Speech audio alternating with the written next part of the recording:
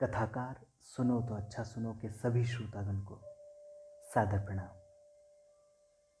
आज मैं आपके समक्ष प्रस्तुत करने वाला हूँ गुलजार साहब द्वारा लिखित एक बहुत ही खूबसूरत और प्रेरणादायक कविता जिसका शीर्षक है किताबें। इस कविता के माध्यम से गुलजार साहब ने किताबों के महत्व और बदलते वक्त के साथ किस तरीके से किताबों की जगह इलेक्ट्रॉनिक गैजेट्स ने ले ली है उस ओर भी हमारा ध्यान आकर्षित किया है। आज हम इंटरनेट के दौर में हैं और आजकल किताबों की जगह सिर्फ हमारे ड्राइंग रूम की अलमारी तक ही सिमट कर रह गई है, बल्कि आजकल तो ये आलम है कि हम खुद ही अपने बच्चों का परिचय इन इलेक्ट्रॉनिक गैजेट से करवाते हैं। चाहे वो उनका दिल बहलाने के लिए उन्हें कार्टून्स दिखाना हो या फिर म्यूज़िक या नर्सरी राइम सुनाने के बहाने उन्हें मोबाइल थमाना हो।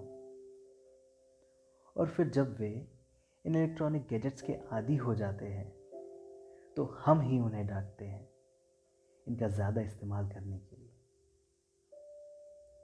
इसलिए ये हमारी जिम्मेदारी बन जाती है कि बचपन से ही हम उनकी दोस्ती, उनका परिचय किताबों से करवाएं।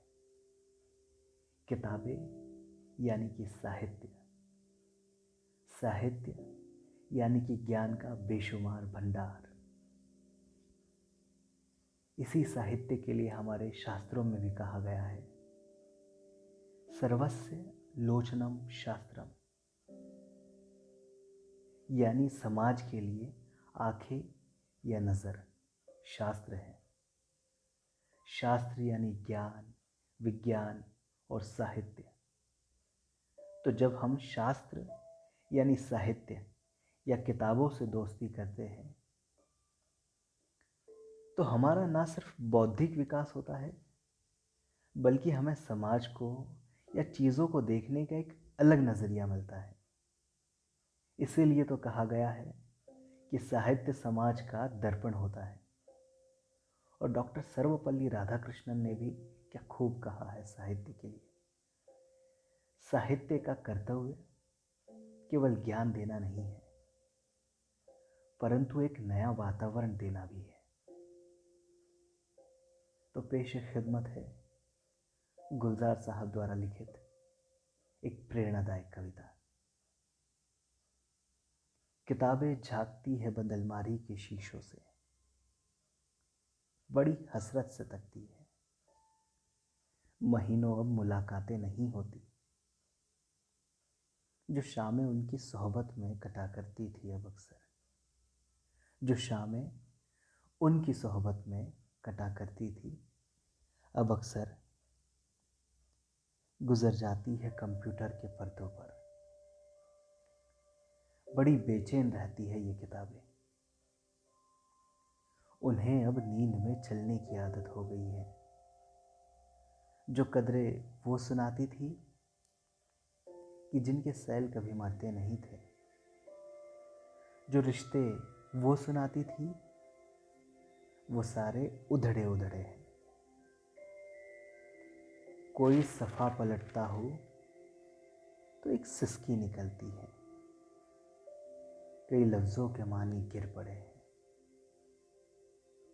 बिना पत्तों के सूखे टुंड लगते हैं वो सब अल्फाज कि जिन पर अब कोई मानी नहीं उगते।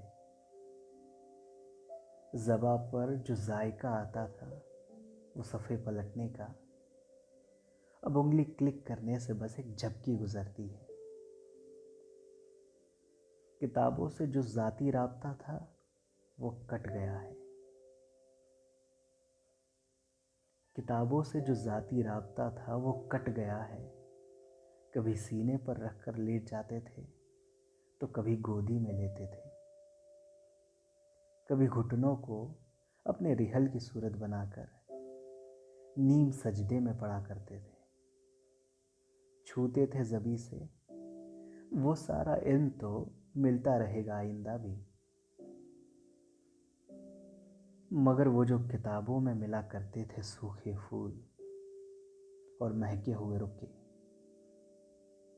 किताबें मांगने, गिरने, उठाने के बहाने रिश्ते बनते थे, उनका क्या होगा? वो शायद अब नहीं होंगे, वो शायद अब नहीं होंगे। बहुत बहुत शुक्रिया।